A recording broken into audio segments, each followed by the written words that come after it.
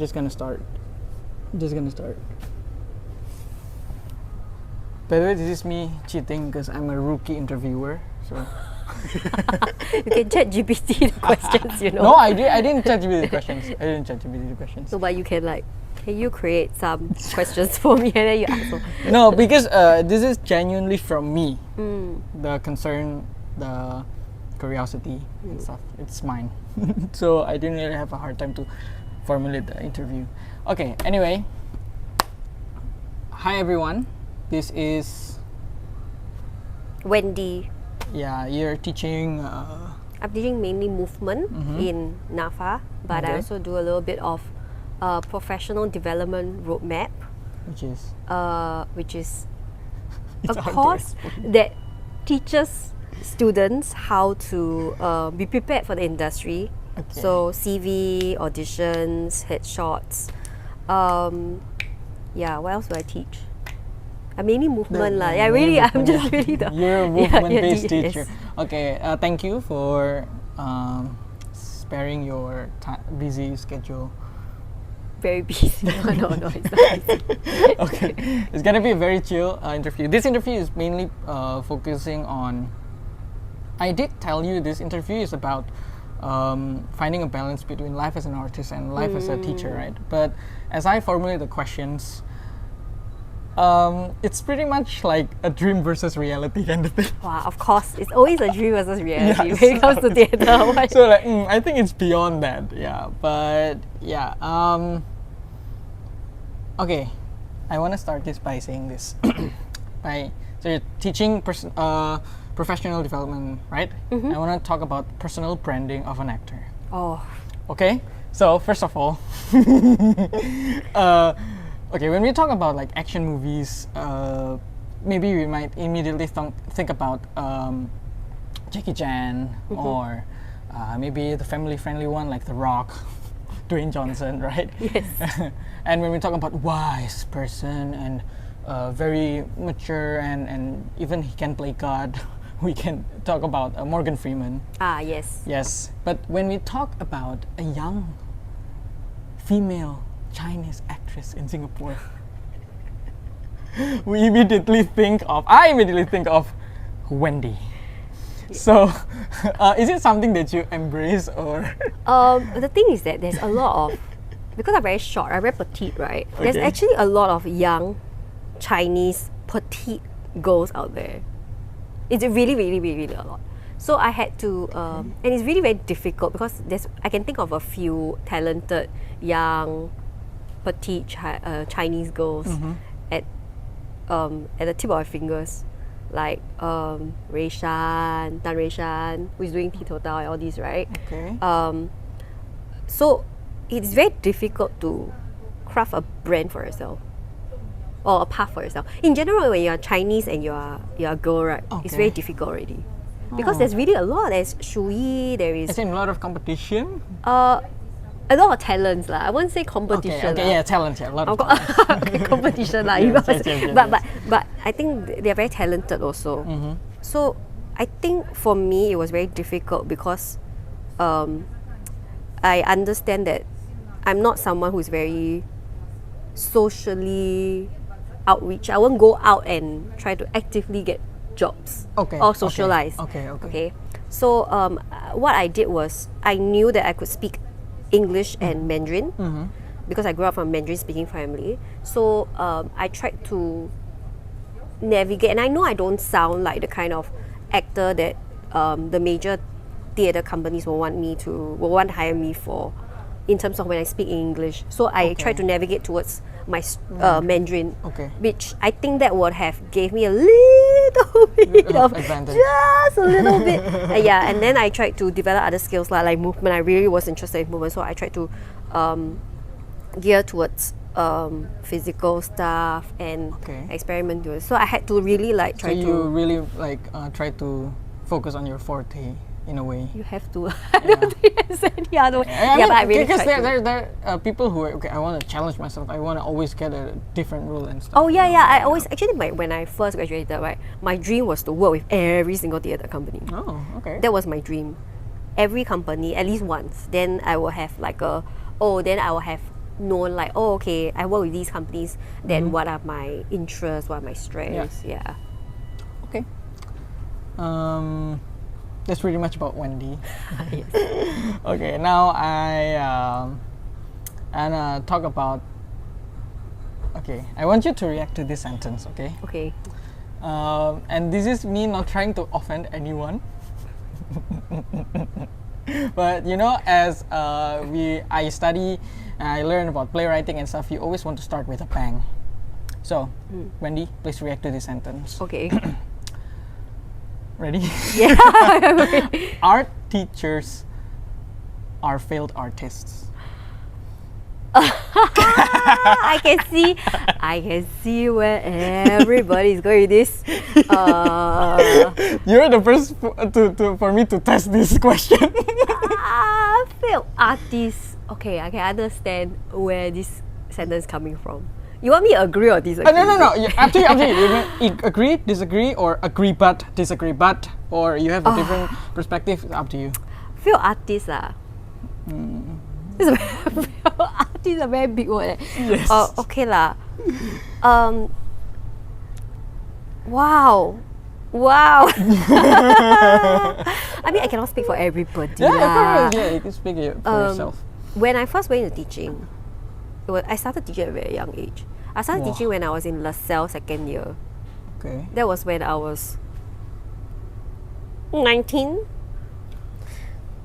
Oh, you started 18, studying. Actually, I was already teaching like other things like tuition. Okay. But when I started teaching drama, it was at a very young age. Whereas I was starting my second year in my LaSalle acting, when I was doing my LaSalle acting, because I knew at that point in time I'm someone who plans like 10 steps ahead, because I have a lot of anxiety. I need to know what's happening. Yes. I knew that in the case that, because acting, there's a lot of talents out there, it's very hard to get a job. So I knew that I need to have something alternative. Okay. And then I knew that it will be teaching. That was from the get-go. So you start teaching when you were around 18, 19. But 19, 20. For what? For diploma students or? No, I started teaching. I started very easy. I started as a drama assistant at Julia Gabriel. Okay. And Laura was a teacher there. You know, I realized this is where I met Laura. Yeah, she was a full-time teacher. And then you work together now, in a way. Yeah.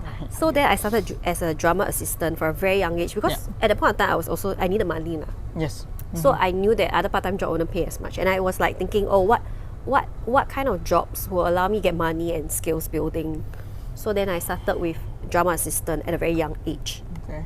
And then as you progress, you develop, right, the skills, you get more jobs, you slowly move up the ranks. So I started from teaching kindergarten kids. So it actually came from a necessity at first. Okay, from then necessity. It progressed into, I really love kids. So then I went into kindergarten drama teaching. But also sustainability in terms of money, because in Singapore to be a full-time actress is very difficult. It's very difficult. Not just Singapore though. I think everywhere. Yeah, I think it's everywhere. Yeah. So it became necessity, sustainability. And then I progressed into diploma teaching, degree teaching. Okay. And then moving on to full-time, it was also out of necessity, because I knew that I wanted to do my master's. Okay. Which is you did it already. I'm still doing. Oh, you're still doing it. I have one more year left. Okay. I wanted to do my master's, but it was very draining expenses, and it came to a point where I was starting a family. I needed to pay for loans. Adulting came in. Oh my god. And then for the first semester of my master's, I was actually trying to toggle between freelancing, acting, teaching, and studying. It was crazy. I think I was still teaching you guys back then. Yes. I think you saw that I was dying. You see I was dying. We did notice that. I think I was teaching chorus, right? Was it chorus? Yes. Yeah. The painting. The painting was a bit earlier of. early semester, so Yeah. it wasn't that hectic for you, I guess. Yeah, to But the viewpoint. towards the back, towards the end, it's. I was like rushing my crazy. assignment, trying to teach, and then that was crazy. And I knew like for my mental health, it was not going to work because I was trying to like rehearse a show, trying to do my modules, teaching, and then I was teaching outside also. So I was teaching like CCA, I was teaching at NAFA, I was teaching at LaSalle. I knew it was not sustainable, but I had to do it. Damn. And then Ray was, I think just nice, they were looking for a full-time teacher. Okay. And then I was like, it made me re-evaluate because for me, right, converting full-time teaching was a huge commitment. I knew it will have to happen someday if I want to be let's say I want to start a family. Okay, but I was trying to put that off as long because actually Laura asked me like if to consider full-timing a couple of years back, but I wasn't ready. So Ray came in and then he asked, do you want to consider? And I think at that point I was like, oh, I think I have to do it because I don't think mentally, emotionally I could continue doing my masters and juggling so many different things. And then but I did tell him but for me, because it was very important, I still wanted to be an actor. Is it possible for me to negotiate between teaching and acting? Okay. Yeah. And he was, I think for him, he was one of those teachers who recognized that it's very important for the teachers to still be in the industry. Because if not, you will really get out of touch with the industry. Which then it will defeat the purpose. Because can you imagine I'm teaching professional development, I tell you like, oh, these are the things that the theatre needs, right? And then suddenly like 10 years later, I'm still teaching the same thing as now. But then I have not updated then it will have, theatre industries will have changed. I can really relate to that because to me as a student, there's no one that I can dig out the informations about what's going on in the industry right now other than the teachers. So it's good in a sense that I can really the thing that you said just now about imagine I'm teaching something that's I've been teaching from 10 years back and you don't really update stuff, and that's a problem I guess in where I came from, as in my country. Oh! Because yes. If I saw a PowerPoint slides that has the date in front of it, like 5 years back, I've started to think like, do you even update this PowerPoint? Do you keep up with what's going on in the world right now? Because things are always changing in even the academic world. Yes. So I think, the sentence that teachers are failed artists. Actually, there might be some truth in the sense that, okay, maybe it's very hard to get a job. But I think it's different because as I see myself, and I notice my generation of actors, right, at this point, as we grew older, it's in my 30s, and then I feel like suddenly we have this responsibility to groom the next generation of actors and groom next generation of performers and theatre makers. I understand why, because I see the veterans and then they move into teaching, they move into trying to pass down their skills. And I find that as I'm teaching also, I realize that there's a lot of things that I'm learning from the students. As I'm teaching, I'm learning the way they view the world. And I realize that I myself view the world very differently, and they view theatre very differently from how I view. And it's a constant sort of communication kind of thing. Teaching is learning twice. Yes. And actually I don't know, I would like to say I don't but it's not because I'm a teacher, but it's more of the fact that I see and in the office we are always discussing about, okay, how can we improve the program for the students? We really always want our students to go out to be good performers, to have a sense of the world in theatre, rather than just going out and getting a job. Right? We want them to constantly the quality itself. Yeah, we want the quality because if we don't do it, then there is no one for them to emulate from or learn from. I'm not saying that we are very good but if we don't, I feel like it is a huge responsibility. Yeah. Okay. It's a very, very big responsibility because sometimes when I see students don't meet the standard of the industry that I teach, then I will also wonder, is it something that I failed to pass down or something that I'm Wow. not done. And something I have not. That's leveling up as a teacher. Yeah. So then it's always this constant like, okay, so this is not working. Then, okay, then how? Then the what next else? one. What Yeah, else to improve on? Yes. yeah. Are we doing Okay. enough? Yeah. Because the next my next question would be, what's the line between fighting for your dreams and just being realistic, right? And I kind of think that you already sum it up already. You mentioned the word a lot, family, and yeah, it's something that really makes you change a big decision of your life, isn't it? Yeah. But I also think that I think I tell you guys this right a lot. When I was younger, right, I really make my job a part of my identity so much. Okay. And I remember telling you guys that don't ever feel like the work that you do is a representation, in the sense that it is not a judgment upon your value as a person.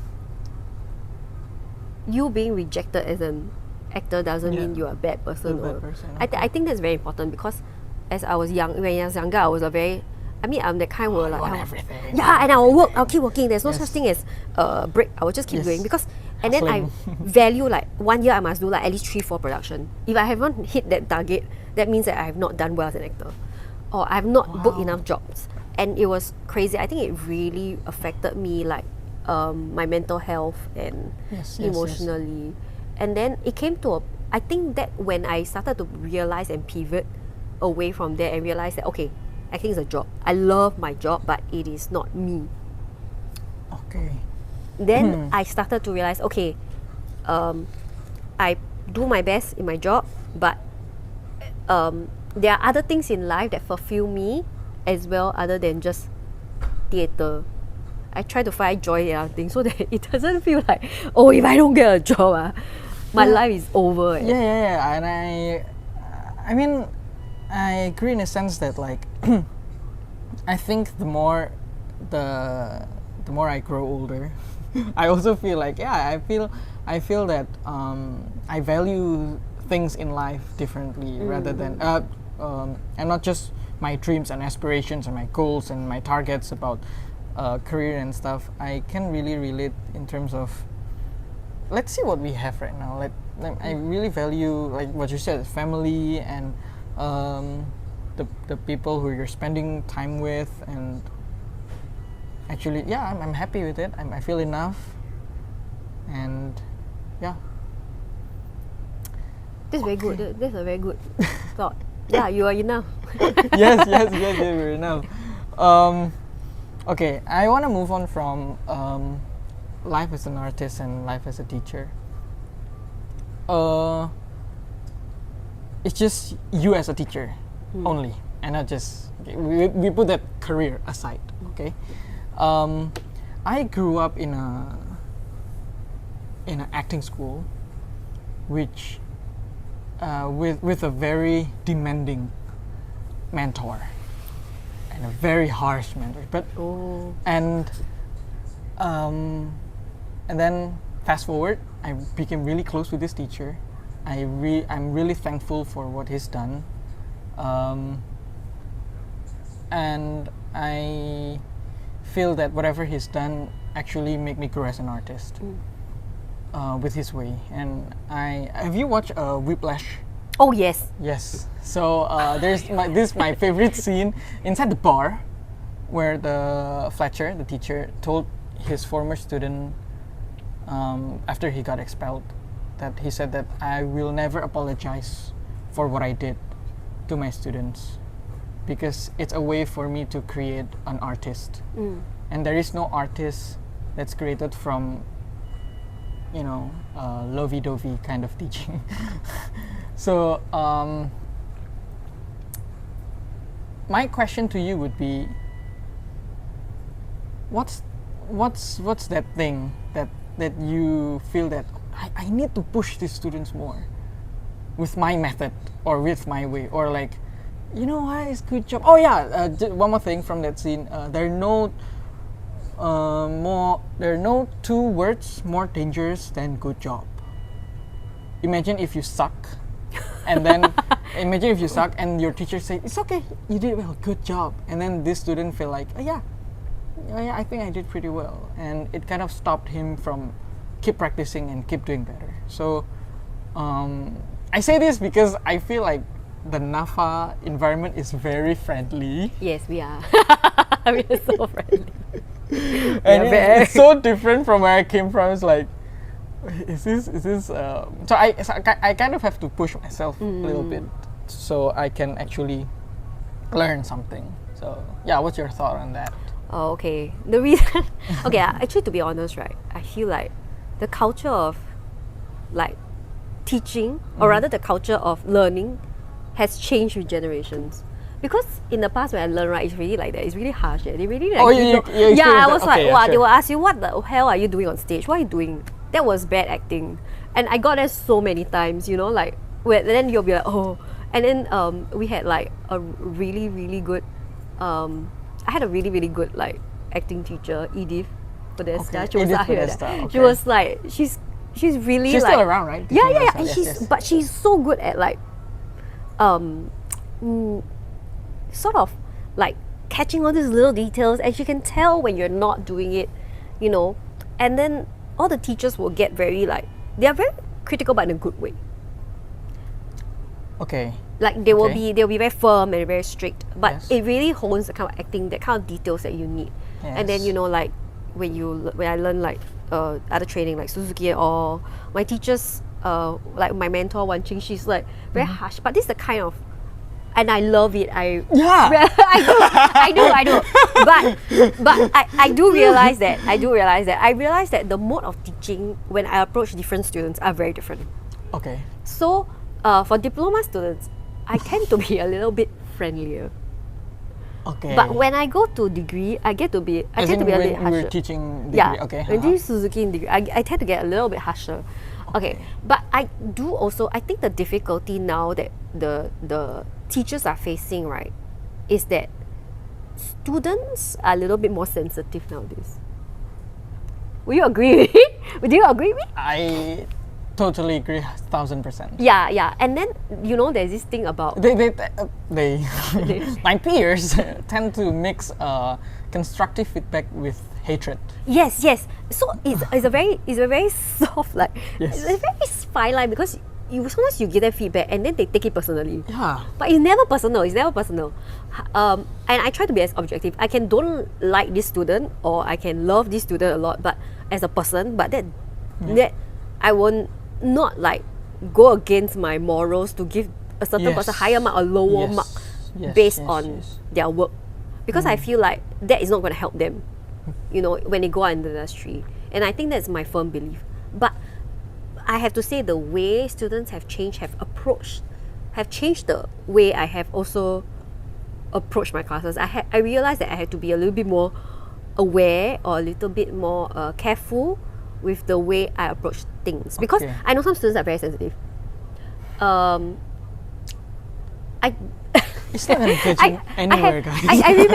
I remember teaching your class, and there was one time I said a comment, and then one of your classmates got upset with the comment that I gave.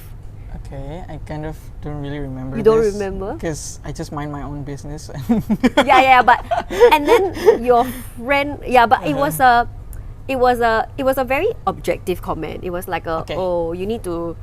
Oh, but if I say this, No, don't say the name. Don't need to say the name. But if I say the accident or the incident, then the person will Oh, okay. Then no need. Okay, yeah. But the point is usually, and also I think students get a little bit more sensitive, because they feel like, oh, when we say something that brings them out, we are showing dislike towards them. Yeah. So, you know, it is very difficult, because, and also sometimes, right, we also have to be careful, depending on the students, that sometimes they feel discouraged when they feel like we give them a comment that is not so like positive. Okay. They do get discouraged, and I think it has to do with every student is very different. Some are very, they can push. Some needs a little bit more love. Yeah. So in general, I try to be more friendly towards the diploma students, because I understand that not everyone wants to come out to be actors and performance. Okay. when it comes to, some people want to do backstage work. Sorry, when you talk about diploma and degree, is it because of the age or because of the program that they're enrolling? Sometimes So it's even though 30 years old in diploma, you'd still be tender? no, Oh, okay, 30 years old, I expect you to be okay. better. Oh, okay. But it's more of the program, because if you think about it, diploma is more of like a, you learn less depth, but you learn more range, right? Degree students, you are expected to have a certain, of course I'll try to like push, if I know this student. So your class I was able to push a bit. Okay. Sometimes I know if the class can take a little bit of like strict comments, Yes. or I will just say out loud. But if I see a student is being like affected, I know I have to change my tactics. So I'm always actually changing my tactics in class. But in general, I try to be like ha ha ha. But but when it comes to the actual work, right, I do try to give a very comment or feedback. Yeah. But I try to be. You'll realize my tone will actually change. Yes. Yes, yeah. Yes. But I wanted to mention that girl.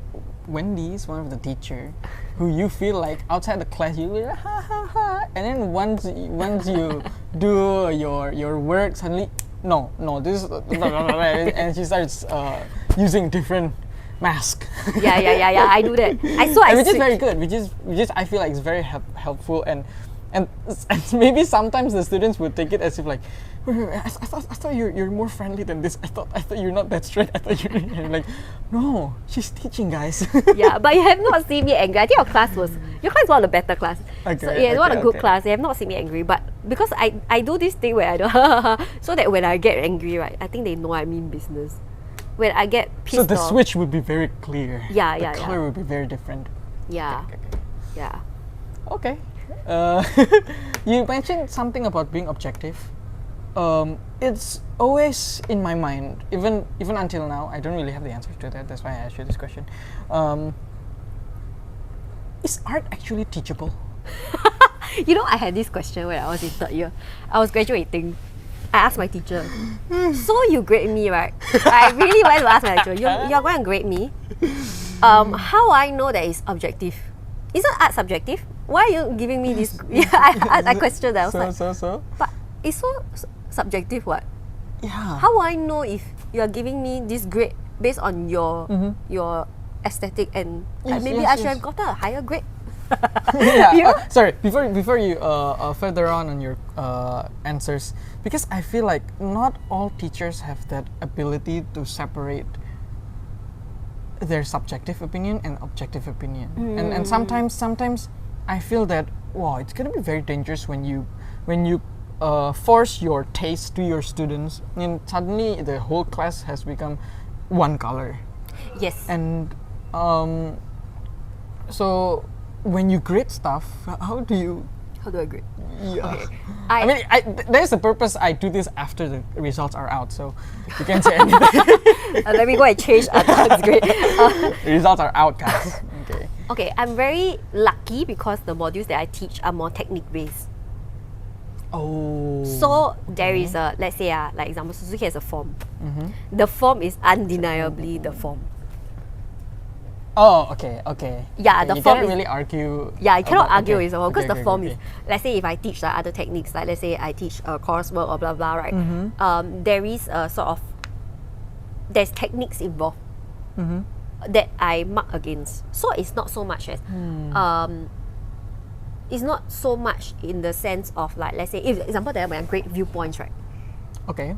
I will look at, of course there will be some things that some of the viewpoints thing you'll do, this Yes. group does a bit nicer than the other, blah blah. But then I will always look at the choices that you make. Nicer in terms of the Aesthetic, aesthetics. this Okay, one, the this one very aesthetics, not the beautiful. technique.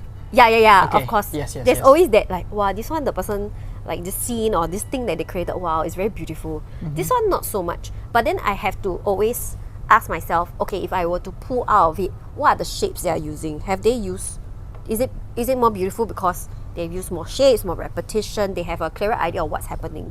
Which is why the question answer is very important. Because every time I will check in to see Do you know what you're doing? yeah. Kind of thing. Yeah, Okay, because okay. then I know that you're making these choices based on the things that you know and you understand. Okay. So Okay. instead of creating based suited to me. Ah, Yeah, and I always okay. do this thing that I let the students create first. I tell them, okay, these are the things that you create. I always let you create first. Okay. Then you'll show me what you've That's done. a good way to approach. Yes. I work on it to make it clearer or cleaner. And then sometimes I ask you all what you all want to do, what you're trying to achieve. Or if it's like say like maths or whatever, then I'll say do it, you create first. And then if it doesn't work, I'll tell you, okay, this doesn't work from the outside because the tension is not strong. So I always let students create first because I think it's important because the moment I start directing them, right, they will sort of know what I like, what I don't like, and it doesn't allow them the room to create and do things and understand from their point of view. So if let's say they create and then I feel like it's still not reaching, then I'll tell them, okay, this part needs to work on stronger. Can you all think about it a little bit more? So I think that's when but I'm just very lucky because they I teach they know. they it's really more technique based. So my aesthetic is not. So when you put it into percentage, like technique, how many percent, and aesthetic, how many percent? But they never create to my aesthetic because they never know what my aesthetic. Actually, yeah. You don't know, right? Yes. Yeah. Yes. Yours, because I always. I mean, sometimes there are actors or students who are, I want this to look nice, and sometimes they neglect about the technique. Okay, I want to feel nice and look nice and stuff. But when you grade, I mean, of course, you don't say this to your students, right? You're giving it to yourself. I mean, the content lah. Sometimes the content, right? If the thing is engaging or not. Okay. Then I'll be like, as an audience, I'm engaged. Then that one, Okay. Or you know. Okay. Now, since it's almost the last question already, so already half an hour.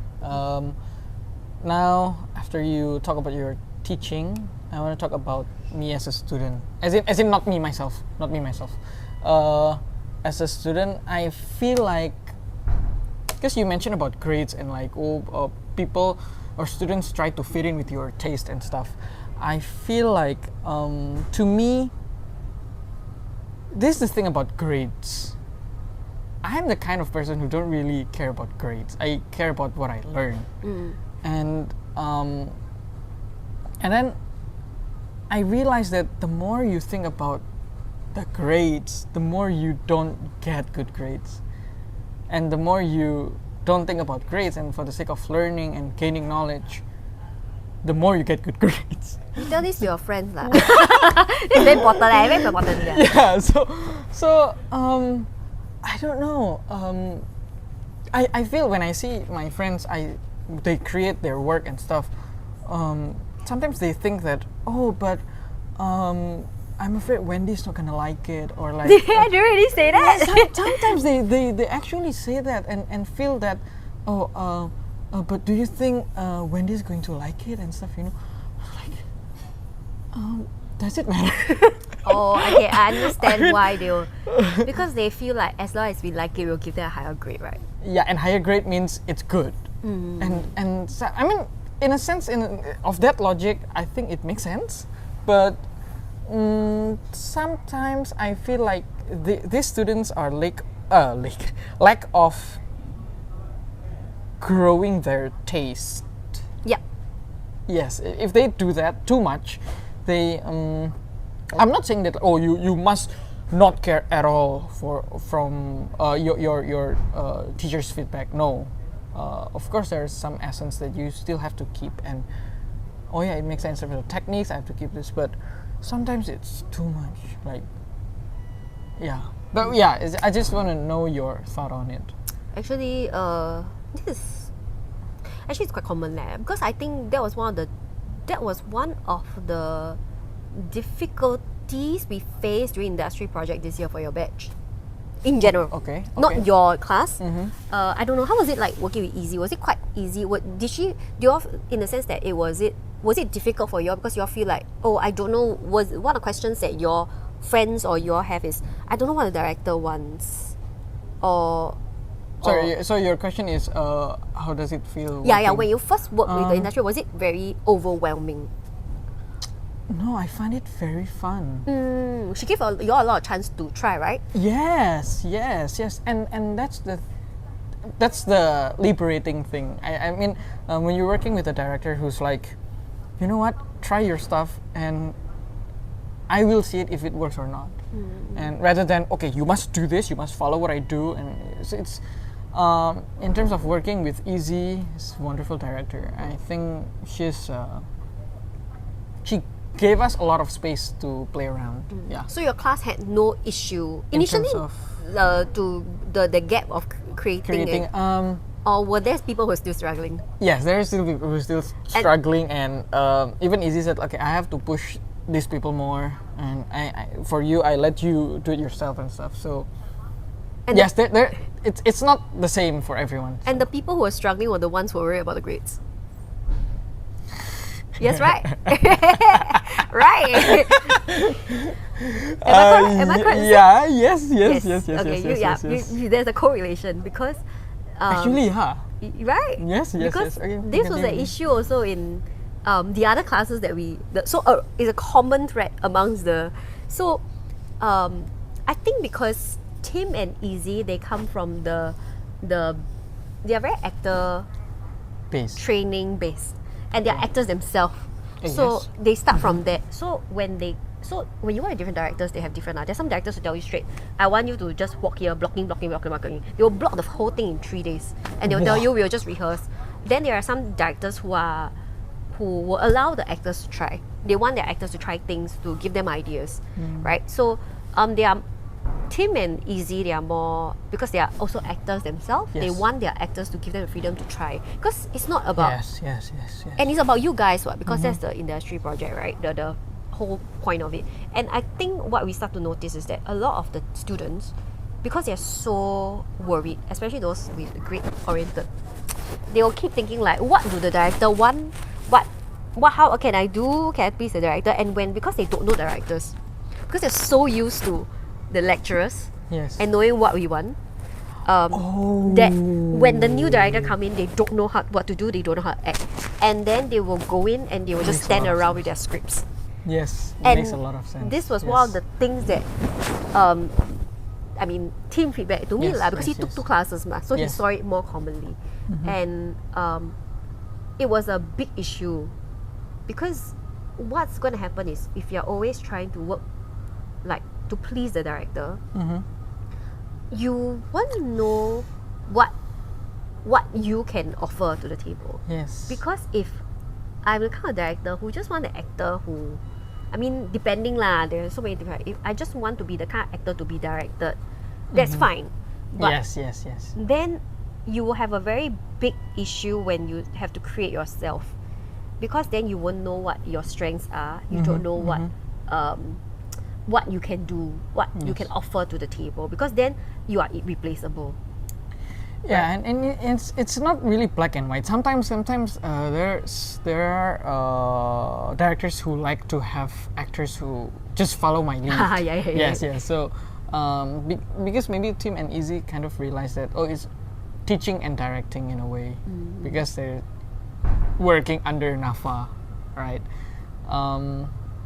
But yeah, you mentioned that it makes sense. They use the same mindset as where they're learning when they're doing industry project.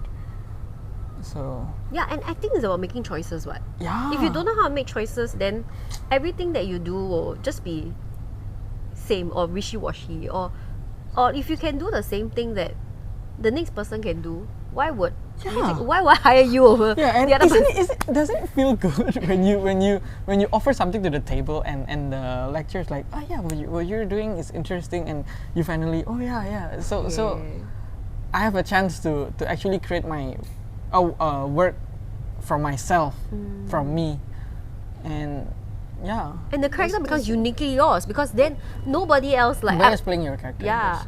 If not, I can just take over and and make the same choices, and then still Wendy can take you over, guys. With young Chinese. right, which I thought I think your class managed to do, because I think everybody like managed to do like Yes. at the end we of were very proud of what Yeah. we did. but it was a difficult process. It's a difficult process, and the thing is, we didn't really find a hard time to find schedule, because the schedule was set. So that being said, in terms of practicing, we didn't really have a problem, and we kind of put our mindset to, guys, this is our last performance, and like let's give it our best, and like so in terms of the class relationship, it really changes from the industry project. Yeah, but why you all never put this attitude in your assessment? Right, every performance important, right? Every performance is important. Yeah. But it's nice lah to see you guys grow, because I think at the end of the day, that's what your I think it really changed a lot of things, because I see a lot of you all grow not just in performance but in attitude. Yes, I've seen like so many of you grown from the last time I worked with you guys in like the movement class, because in PDR I'm not really like working that much as compared to movement, right? Especially your class, I saw a lot of people like step up, which was a very, very nice like to finally step up and do things instead of, because I think in your class they know that who are the strong like performers, and then everybody's like relying on the people to bring them up, to carry them, but when they had to do the things on their own to step up, I think that's when they really like push themselves. It's very nice to watch. Kind of miss studying right now. Yeah, you want to repeat? Maybe I can fail you and then you come back. You start from year one. Okay, before we finish, wait a second. Wendy, thank you. Oh This my is god, from I me. got croissant. So you can open this Thank and check you. what's inside. What is it? Oh, I love, by the way, I love pink and purple. Oh, really? Okay. Yeah, that's my favorite. Oh Okay, my so god! this is Indonesian batik. Oh my god, thank you. It's a scarf. It's a Oh, is it scarf? scarf or yes? I think. Yes. So cute! It So I hope matches you my like top. it. Yes. This is a gift from me. Thank you! So Thanks, Santang. You're a thank great you. student to teach. I love teaching your class. a student, teachers might forget their students, but student will never forget the teacher. So No, we don't forget you all. You all don't say until like that. I said might because I don't know, you might be teaching 1,000 students. Yeah lah, but I hardly ever forget my students. Okay, Hardly lah. then you can tell that Wendy is a good teacher. Thank you. Thank you for your time. Thank It's you. been Thank you my for god, him. 42 minutes. I've talked a lot. Hope you enjoy the interview and the talk and the chit chat. Yeah. Bye bye. Wendy, movement lecturer, and can play teenager. Okay, thank you. Thank Bye. you.